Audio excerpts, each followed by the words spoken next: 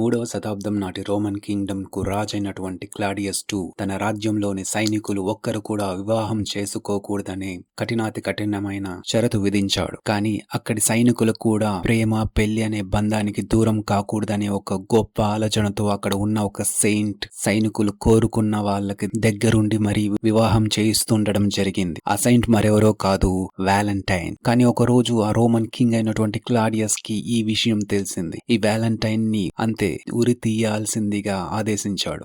Valentine జైల్లో గడిపినంత వరకు తన తోటి వారితో చాలా స్నేహభావంతో వ్యవహరించారు. అంతేకాకుండా అక్కడ జైల్లోని జైలర్ కూతురు ఒక అంధురాలు. ఆ అంధురాలికి కూడా పోయిన కళ్ళు మళ్ళీ తిరిగి వచ్చేలా చేశాడు. మరుసటి రోజు ఉరి తీస్తారనగా ముందు రోజు రాత్రి ఈ జైలర్ కూతురికి ఒక ప్రేమ లేఖ రాశాడు. తనను ప్రేమిస్తున్నట్టు తెలుపుతూ చివరగా ఫ్రమ్ యువర్ వ్యాలంటైన్ అని రాశాడు. మరుసటి రోజు పొద్దున నిన్ను ఉరి తీసుండొచ్చుగాక, కానీ ఇప్పటికీ ప్రతి ఒక్కరి ప్రేమలోనూ నీవు బ్రతికే ఉన్నావు వ్యాలంటైన్. Happy Valentine's day.